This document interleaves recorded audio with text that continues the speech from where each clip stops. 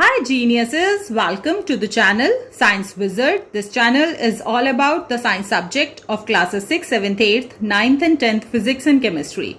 If you are new to my channel, you can subscribe to the channel for more science videos, and if you like the explanation then please press the like button and you can share this video with your friends, family and the classmates.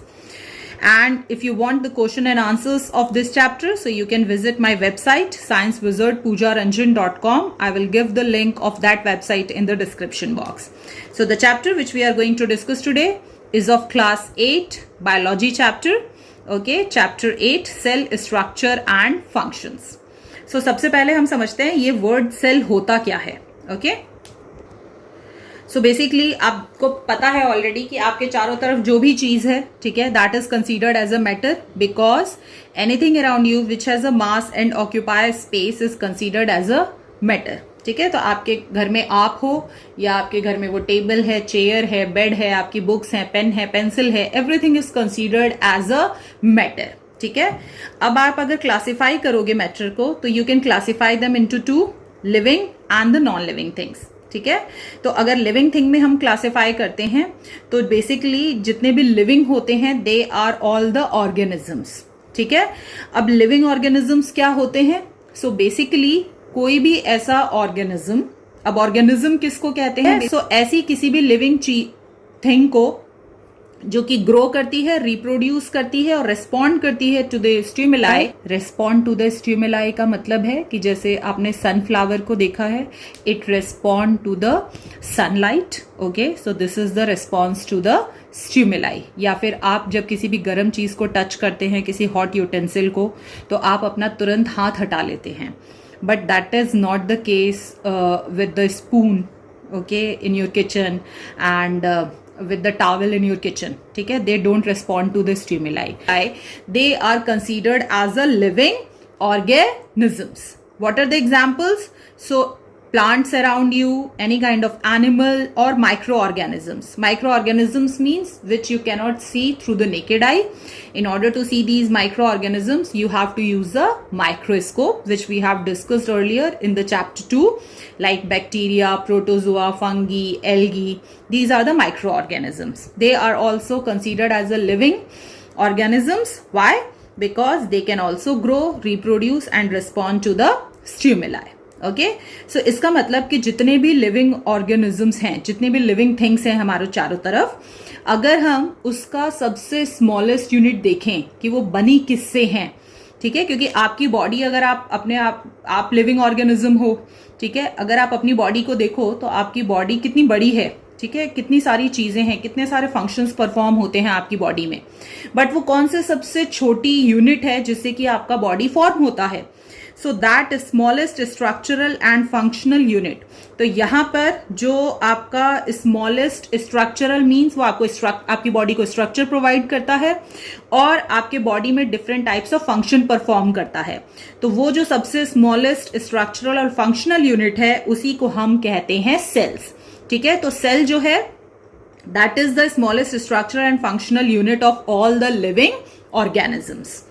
So now we are going to discuss about the cell in this chapter. So आप सबको पता है already कि जितने भी living things हैं they are all made up of one or more sales. सो कुछ जो ऑर्गेनिजम्स हैं आपके चारों तरफ, ठीक है, वो एक सेल से बने हैं और कुछ जो हैं वो एक से ज्यादा सेल से बनते हैं. And these cells are known as the building block of the life. ठीक है, अब लाइफ मतलब जिंदा रहना.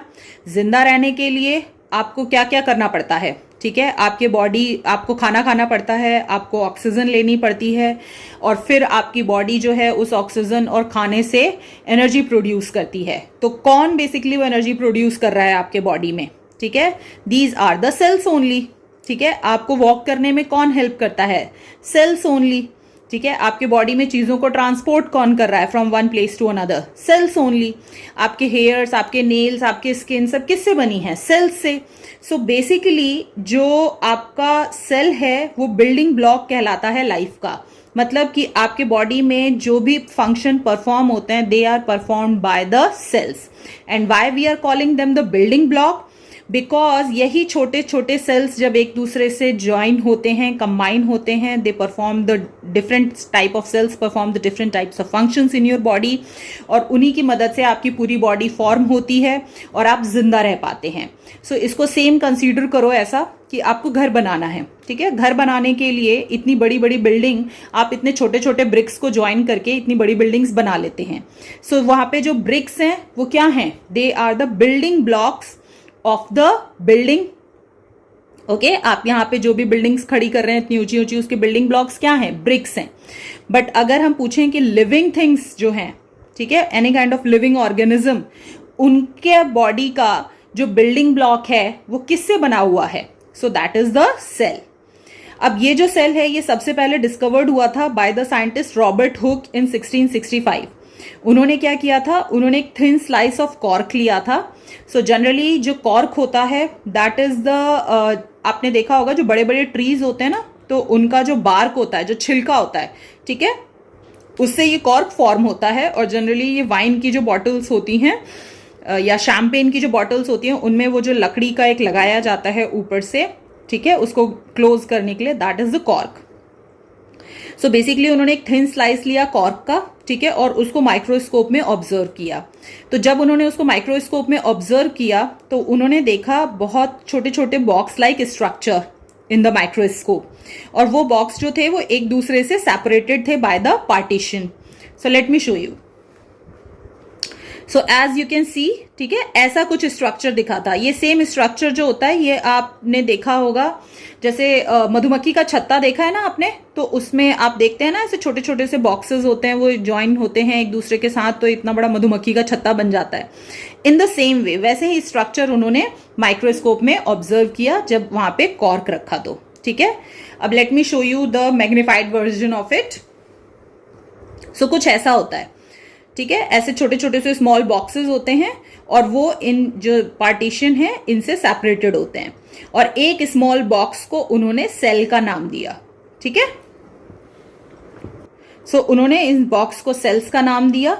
बट यहां पर जब आपने बार्क को रिमूव कर लिया, ठीक है, आपने पेड़ में से उस छिलके को हटा लिया, तो कोई भी चीज जब पेड़ में है, ठीक है, लगी हुई है, तो it is considered as a living, क्योंकि वो वहां पर है तो वो ग्रो करती है, रिस्पॉन्ड करती है स्टिमुलाई को, फिर ठीक है नए सीड्स उससे ग्रो होते हैं.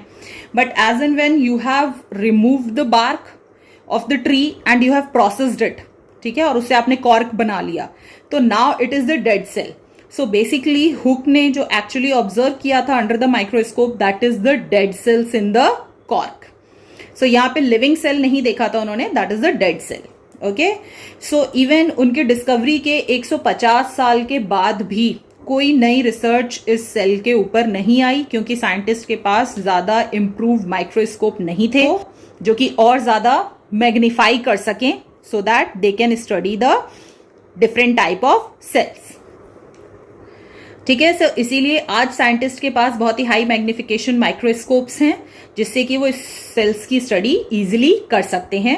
सो सेल्स को स्टडी करने के लिए आप ये एक्सपेरिमेंट भी करेंगे. सो बेसिकली चीक सेल्स जो होते हैं या प्लांट के cells, you can observe it under the microscope, या अनियन सेल्स जो होते हैं. सो आप देखेंगे कि जब आप इनको ऑब्जर्व करेंगे अंडर द माइक्रोस्कोप तो वहां पे आपको एक डाई डालनी होती है. ठीक है, डाई मतलब एक स्टेन होता है ब्लू या रेड कलर का या पिंक कलर का, जिससे कि जो सेल्स हैं, ठीक है, वो कलर्ड हो जाते हैं. जो कलर्ड पार्ट होता है सेल्स का, जब आप उसको माइक्रोस्कोप में देखेंगे तो you can easily identify the smallest unit cell under the microscope.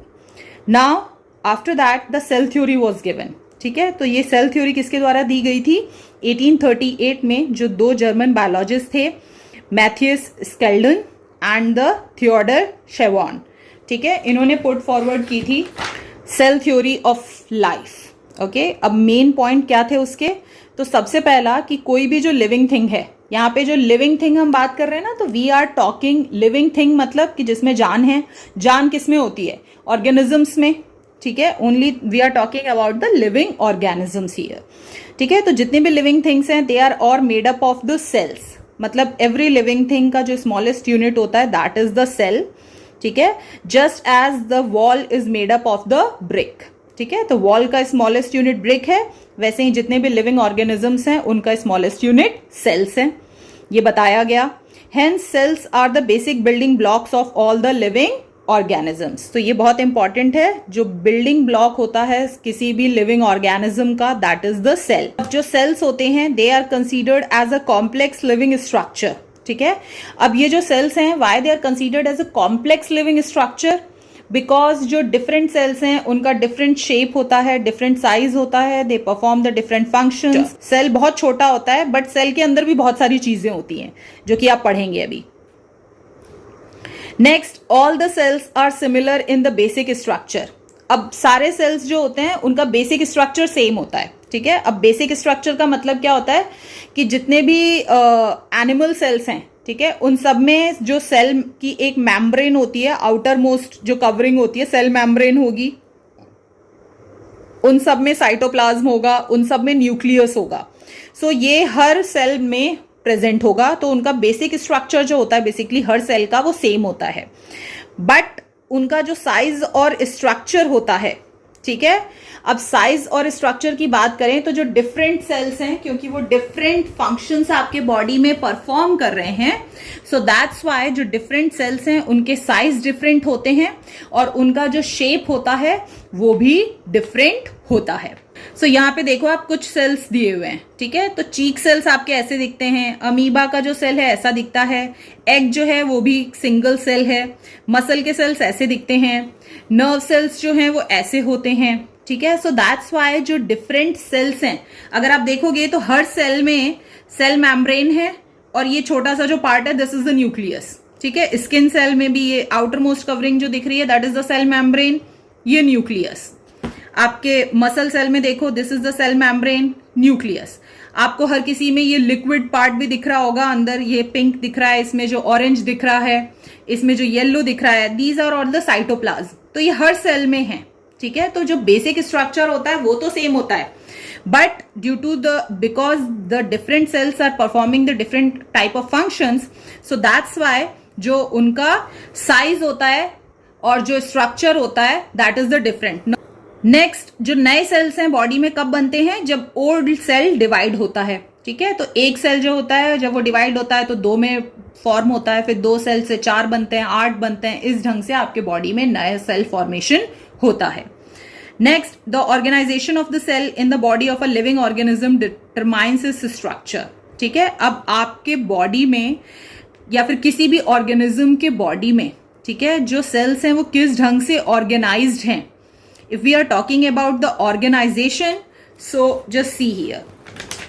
सबसे स्मॉलेस्ट यूनिट सेल होता है, जब वो कंबाइन करते हैं तो टिश्यूज बनते हैं, फिर टिश्यूज कंबाइन करते हैं तो ऑर्गन्स बनते हैं, फिर ये कंबाइन करते हैं तो ऑर्गन सिस्टम बनते हैं, और फिर जब वो कंबाइन करते हैं तो ऑर्गेनिज्म बनते हैं, ठीक है। So this is the basically organisation, how the cells are organised in a body of a living organism. वो उस ऑर्गेनिज्म के स्ट्रक्चर को बताता है, ठीक है। सो अब आपने देखा है कि कुछ जो लिविंग ऑर्गेनिजम्स हैं वो तो एक ही सेल से बनते हैं, ठीक है। कुछ लिविंग ऑर्गेनिजम्स जो हैं वो मिलियन ऑफ सेल्स और ट्रिलियन ऑफ सेल्स से बनते हैं। तो किस ढंग से आपकी बॉडी में सेल्स ऑर्गेनाइज हैं किसी भी लिविंग ऑर्गेनिज्म के बॉडी में, वो उसकी स्ट्रक्चर को डिटरमाइन करता है। And the way an organism functions depend on the way the cell works. अब किसी भी ऑर्गेनिज्म, कोई भी ऑर्गेनिज्म कैसे फंक्शन करेगा, ठीक है। अब फंक्शन क्या होते हैं, किसी भी ऑर्गेनिज्म को बेसिकली जिंदा रहने के लिए क्या फंक्शन करने पड़ते हैं, उसको ब्रीथ करना पड़ता है, inhale and exhale of the air, उसको खाना खाना पड़ता है, उसको खाने को डाइजेस्ट करना पड़ता है जिससे कि एनर्जी प्रोड्यूस हो जाए, फिर whatever the waste material is there उसको अपनी बॉडी से थ्रो करना पड़ता है। तो किस ढंग से ये जो ऑर्गेनिजम्स हैं ये फंक्शन परफॉर्म करते हैं, डिफरेंट फंक्शंस जो मैंने आपको बताए, ठीक है, वो डिपेंड करेगा कि उसके बॉडी में जो सेल है वो कैसे वर्क करता है। This is the cell theory. Next is the unicellular and the multicellular organisms. तो depending upon the number of cells by which an organism is formed, ठीक है, कितने सेल से कोई ऑर्गेनिज्म फॉर्म होता है उसके बेसिस पे अगर आप क्लासिफाई करते हैं लिविंग ऑर्गेनिजम्स, तो you can classify them into the unicellular and multicellular. यहां पे जो यूनि का मतलब होता है, यूनि मीन्स 1, ठीक है। सो कोई भी चीज जो कि 1 सेल से बनी हुई है और मल्टी का मतलब होता है मैनी सेल्स से बना हुआ है, ठीक है। सो जनरली हमने माइक्रो ऑर्गेनिज्म चैप्टर में ऑलरेडी पढ़ा हुआ है कि जो बैक्टीरिया होता है that is the unicellular organism, amoeba जो होता है that is the unicellular organism, paramecium unicellular organism. So basically ये जो अमीबा, पैरामीशियम, यूग्लिना है, दे आर द प्रोटोजोआस और बैक्टीरिया। तो जितने भी प्रोटोजोआ और बैक्टीरिया होते हैं, ये जो ऑर्गेनिजम्स होते हैं, they are only made up of the one cell and that's why they are considered as a unicellular organism. तो इसका मतलब क्या हुआ कि ये भी जिंदा रहते हैं, ये भी खाना खाते हैं, ये भी ब्रीदिंग करते हैं, इनके भी बॉडी में खाना डाइजेस्ट होता है, एनर्जी फॉर्म होती है, वेस्ट मटेरियल बाहर निकलता है। तो क्योंकि ये एक ही सेल से बने हैं तो वो एक ही सेल इनके बॉडी में सारे फंक्शंस परफॉर्म करता है। अगर प्लांट्स और एनिमल्स की बात करें तो आपने देखा है आपके चारों तरफ जितने भी प्लांट्स और एनिमल्स हैं या फिर कोई भी ऐसा organism which you can see them with the naked eye, ठीक है। मतलब नेकेड आई का मतलब होता है यहां पर कि बिना माइक्रोस्कोप के भी आप देख सकते हैं, ठीक है। सो अगर ऐसे ऑर्गेनिज्म को देखते हैं तो इसका मतलब कि वो एक से ज्यादा सेल्स से बना हुआ है, मेनी सेल्स से बना है। तो कोई भी ऑर्गेनिज्म जो कि बहुत सारे सेल्स से मिलके बनता है उसको मल्टी सेल्यूलर ऑर्गेनिज्म कहते हैं। सो यहाँ पे याद रखना यूनिसेल्यूलर ऑर्गेनिज्म के एग्जाम्पल हैं अमीबा, पैरामीशियम, यूग्लिना, बैक्टीरिया, और मल्टी सेल्यूलर के एग्जाम्पल हैं प्लांट्स एंड एनिमल्स, ठीक है। सो बेसिकली ये एस्टिमेट किया गया है कि जो एक फुल्ली ग्रोन ह्यूमन होता है, फुल्ली ग्रोन ह्यूमन का मतलब कि जो कि 20 से 25 की एज में है, वो प्रॉपरली ग्रो हो चुका होता है, ठीक है, वेदर इट्स अ मेल और अ फीमेल। तो उनकी बॉडी जो होती है वो अराउंड 100 ट्रिलियन सेल्स से बनी होती है, ओके। 1 ट्रिलियन में 1000 बिलियंस होते हैं, मतलब कि 1 trillion almost is equal to 10 to the power 12, ठीक है। सो इतने सेल से एक जो एडल्ट ह्यूमन बीइंग है उसकी बॉडी बनती है, मतलब बहुत ज्यादा नंबर ऑफ सेल्स होते हैं आपकी एक बॉडी को फॉर्म करने के लिए। अब ये जितने भी मल्टी सेलुलर ऑर्गेनिजम्स होते हैं, ठीक है, they begin as a single cell only, okay. तो जितने भी ये मल्टी सेलुलर ऑर्गेनिजम्स हैं, जैसे कोई बच्चा पैदा होता है, भले वो डॉग का हो, भले वो फिश का हो, भले वो ह्यूमन बीइंग्स का हो, किसी का भी हो, they all start from a single cell only, ठीक है। आपने देखा हुआ है कि जो फर्टिलाइजेशन होते हैं वो 2 तरह के होते हैं, ठीक है। एक जो होता है एसेक्सुअल होता है और एक होता है सेक्सुअल, ठीक है। तो सेक्सुअल में जो मेल और फीमेल के गैमेट्स होते हैं वो एक दूसरे के संग फ्यूज होते हैं, और जब वो वहां फ्यूज होते हैं तो 2 सेल्स जो हैं वो मिलके एक ही सेल बना देते हैं, और उस फर्टिलाइज्ड एग को हम जाइगोट कहते हैं, ठीक है। तो ये जाइगोट जो है this is only the 1 cell, और इसी यही सेल जब डिवाइड होता है, सो 1 से 2 बनते हैं, 2 से 4 बनते हैं, फिर ऐसे करके 1000, लाख, ट्रिलियंस, बिलियंस, ट्रिलियंस, ऐसे करके ये अपने मल्टीप्लाई होते जाते हैं, ठीक है। और इस ढंग से जो एक सेल है वो जब मल्टीप्लाई होने लगता है तो that converts into the infant, human baby और अ पप। बेसिकली जो नंबर ऑफ सेल्स हैं वो इंक्रीज होने लगते हैं जैसे जैसे ऑर्गेनिज्म डेवलप होता है, ओके। सो अगर आप जब पैदा हुए थे तो बहुत छोटे से थे, आज आपकी हाइट होगी 5 फीट या 5 feet 5 inches, what ever be your height, तो आप कैसे ग्रो हो गए, क्या इंक्रीज हुआ आपकी बॉडी में, तो इंक्रीज हुए आपके नंबर ऑफ सेल्स आपकी बॉडी में। So in the organisation of the living world, ठीक है, cells represents the lowest level called the cellular level. So अगर हम लिविंग वर्ल्ड में ऑर्गेनाइजेशन की बात करें तो सबसे स्मॉलेस्ट यूनिट क्या है, सेल है। तो मल्टी सेल्यूलर ऑर्गेनिजम्स में भी जो एक्टिविटीज परफॉर्म होती हैं, life activities like breathing, transportation, digestion, okay, ejection, everything, ठीक है। तो जितनी भी लाइफ एक्टिविटीज परफॉर्म होती हैं in the multicellular organisms, they are all performed by the specialised group of cells, और उन्हीं स्पेशलाइज्ड ग्रुप ऑफ सेल्स को हम टिश्यूज कहते हैं, और वही टिश्यूज कंबाइन होके फॉर्म करते हैं ऑर्गन्स, ओके। जो डिफरेंट सेल्स होते हैं, why they are having the different shapes and size. So अगर मल्टी सेल्यूलर ऑर्गेनिजम्स की बात करें तो जो सेल्स होते हैं, क्योंकि डिफरेंट टाइप ऑफ सेल्स हैं उनके बॉडी में, तो हर सेल जो होता है उसका स्पेशल जॉब होता है, okay.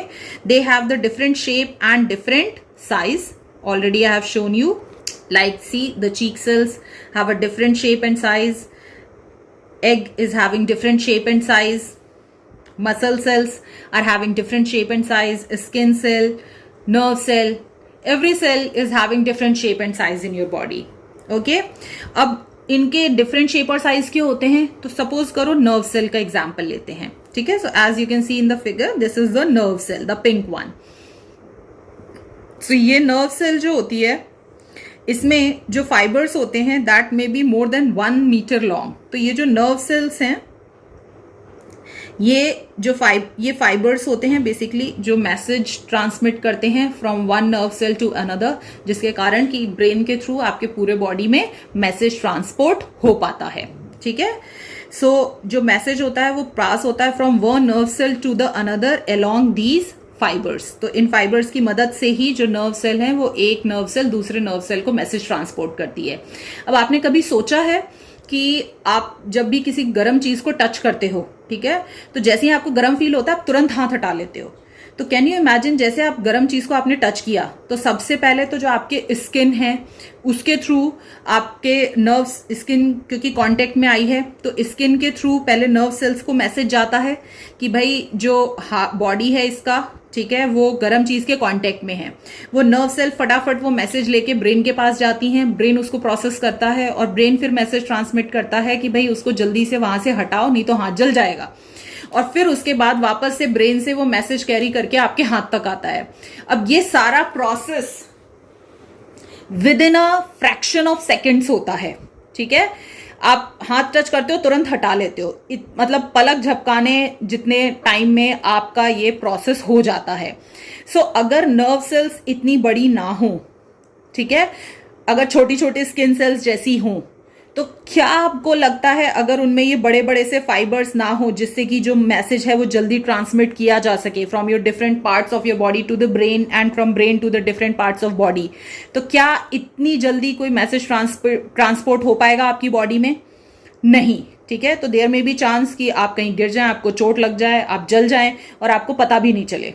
Okay, so that's why the nerve cell is the fibre in the nerve cell may be more than 1 meter long so that the message can easily be transmitted from one nerve cell to another. Next, अगर muscle cells की बात करें तो muscles जो होती हैं वो basically किस चीज में हेल्प करती हैं आपको? मसल्स जो होती हैं वो हेल्प करती हैं आपके मूवमेंट में बॉडी के. ठीक है, आप हाथ हिला रहे हो, आप लेग मूव कर रहे हो चलने के लिए, आप कोई चीज लिफ्ट कर रहे हो, रख रहे हो, उसमें कौन हेल्प कर रहा है? Muscle cells. तो मसल सेल्स का क्या काम है कि वो कॉन्ट्रैक्ट करती हैं और एक्सपैंड होती हैं जिससे कि आप अपने बॉडी को मूव कर सको. सो दैट्स वाई जो शेप होता है मसल सेल्स का वो ऐसा होता है जिससे कि वो इजिली, वो लॉन्ग और थिन शेप की होती हैं जिससे कि वो इजिली एक्सपैंड और कॉन्ट्रैक्ट कर सके जिससे कि आप अपनी बॉडी मूव कर सको. जो आउटर लेयर होता है आपके स्किन का, ठीक है, मतलब सबसे आउटर लेयर जो है आपके बॉडी का वो स्किन ही है जो कि प्रोटेक्टिव कवर है आपकी पूरी बॉडी के लिए. ठीक है, क्योंकि स्किन के अंदर ही है आपके बॉडी की हर चीज. सो दैट्स वाई आपके बॉडी में जो भी चीज है उसको स्किन प्रोटेक्ट कर रहा है. सो बेसिकली जो स्किन का सेल होता है, ठीक है, वो फ्लैट शेप का होता है. अगर ये राउंड हो, ठीक है, तो उस केस में आपके बॉडी को पूरा कवर करना बहुत मुश्किल हो जाएगा with the help of the skin. So because the skin has to cover your whole body, it is the outermost cover of your body. So that's why उसका flat shape होता है जिससे कि वो आपके बॉडी का large area cover कर सके. Similarly आपके बॉडी में जो white blood cells हैं, the short form is the WBC. ठीक है, ये आपके ब्लड में प्रेजेंट होते हैं and this is very important कि जो ये एक ही एक्सेप्शन है आपके बॉडी में जितने भी सेल्स हैं उसमें केवल एक ये WBC ही है जो कि अपने शेप को चेंज कर सकता है. ठीक है, इसके अलावा जितने भी सेल्स हैं उनका शेप हमेशा फिक्स्ड रहता है. मसल सेल्स का शेप हमेशा यही रहेगा, स्किन सेल का शेप हमेशा फ्लैट ही रहेगा, नर्व सेल का शेप हमेशा यही रहेगा. There is only one cell in your body that is the white blood cell which can change its shape. ठीक है, तो ये हेल्प करता है in order to destroy the germs. आपके बॉडी में कोई भी फॉरेन मटेरियल आता है, कोई भी बैक्टीरिया, कोई भी जर्म्स आते हैं, उनको कौन किल करता है? White blood cells. कहाँ प्रेजेंट होते हैं? आपके ब्लड में. नेक्स्ट, अगर हम प्लांट सेल्स की बात करें तो plant cells located on the outer part of the stems give the strength to a plant. ठीक है, तो जो स्टेम्स होती हैं प्लांट की, उनके जो सबसे आउटर मोस्ट पार्ट में सेल्स होते हैं ठीक है, वो प्लांट को स्ट्रेंथ दे रहे होते हैं। अब अगर आप खुद को इमेजिन करो तो आपकी बॉडी में तो बोन्स है ना, हड्डियां हैं जो कि आपके बॉडी को स्ट्रक्चर प्रोवाइड कर रही हैं। आप इमेजिन करो अपने बॉडी में से बोन्स निकाल दो तो आपका जो बॉडी है ना वो ऐसा टी शर्ट होता है ना, जैसे मैनिक्विन होता है, सपोज करो वो बोन है, उसके ऊपर टी शर्ट लगाया हुआ है। अब मैनिक्विन हटा दो तो टी शर्ट तो नीचे गिर जाएगा, वैसे ही आपकी पूरी स्किन नीचे जमीन पे धराशायी हो जाएगी आपकी पूरी बॉडी। सो बट अगर आप प्लांट्स को देखोगे तो प्लांट्स के पास तो ऐसा कोई भी स्ट्रक्चरल चीज नहीं है बोन जैसा जो कि उसको स्ट्रक्चर और स्ट्रेंथ प्रोवाइड करता हो। सो बेसिकली जो प्लांट सेल्स होते हैं जो कि आउटर पार्ट में होते हैं स्टेम के, उनका काम है प्लांट को स्ट्रेंथ प्रोवाइड करना, स्ट्रक्चर प्रोवाइड करना। ठीक है, सो दैट्स वाई जितने भी प्लांट सेल्स होते हैं they are having the thick cell walls for the support. So this is the first difference between the plant cell and the animal cell. ठीक है, क्योंकि प्लांट सेल्स जो होते हैं उनके पास जो बोन्स नहीं होती हैं, उनके पास स्केलेटन स्ट्रक्चर नहीं होता सपोर्ट के लिए, तो इसीलिए प्लांट सेल के पास सपोर्ट के लिए सेल वॉल्स होती हैं, मोटी सेल वॉल्स जो कि उनको सपोर्ट प्रोवाइड करती हैं। और अगर ह्यूमन बीइंग्स की बात करें तो ह्यूमन बीइंग्स के केस में we have the skeletal support. So that's why जो ह्यूमन बीइंग्स में जो सेल्स होते हैं they do not have the cell wall. Plants में केवल सेल वॉल होते हैं, प्लांट सेल्स में केवल सेल वॉल होते हैं, एनिमल सेल्स में कोई सेल वॉल नहीं होती है। कुछ सेल्स जो होते हैं प्लांट में उनका काम है स्टोर करना फूड को, और that's why because they are storing the food, तो इसीलिए इन सेल का जो साइज होता है that is larger than the other cell, so they can store more food for the future use. अब वो ऐसा कौन सा सेल है जो इतना बड़ा है कि आप नेकेड आई से भी देख सकते हो? सिंगल सेल है, अकेला सेल है, but you can see it with the naked आई। जैसे अमीबा है वो भी सिंगल सेल ऑर्गेनिज्म है, पैरामीशियम है वो भी सिंगल सेल्ड है, बैक्टीरिया है वो भी सिंगल सेल्ड है। बट जो सिंगल सेल्ड ऑर्गेनिजम्स होते हैं they are basically so small that you cannot see them through the naked eye. ठीक है, सो जो एग होता है बर्ड का, ठीक है, तो किसी भी बर्ड का जो एग होता है वो एक सिंगल सेल है। ठीक है, और ये वो ऐसा सिंगल सेल है which you can see it through the naked eye. So जो ऑस्ट्रिच का अंडा है आपने देखा है उसका साइज बहुत बड़ा होता है। ठीक है, तो वो सबसे बड़ा सिंगल सेल है। और अगर हम सबसे छोटे सेल की बात करें तो ये पूछा जा सकता है कि सबसे बड़ा सिंगल सेल कौन सा होता है। So that is the egg of the ostrich. और ये भी पूछा जा सकता है सबसे छोटा सिंगल सेल कौन सा होता है। सो जो सबसे छोटा सेल होता है that is the bacterial cell, जिसका की मेजरमेंट होता है 0.0001 mm इंटू 0.0005 mm। ठीक है, और अगर हम ह्यूमन सेल्स में बात करें, ह्यूमन सेल्स की, तो जो सबसे छोटा सेल होता है in the human body that is the red blood cell. ये याद रखना है, this is the very important question which can be asked कि सबसे छोटा सेल कौन सा है ह्यूमन बॉडी में? Red blood cell. और ह्यूमन बॉडी में ऐसा कौन सा सेल है जो कि अपने शेप को चेंज कर सकता है? तो that is the WBC, white blood cell. ठीक है, जनरली अगर देखा जाए तो ऑन एन एवरेज जो टिपिकल सेल्स होते हैं उनका साइज जो होता है that is 0.02 mm in diameter. ठीक है, और इनको देखने के लिए you have to use the powerful microscope.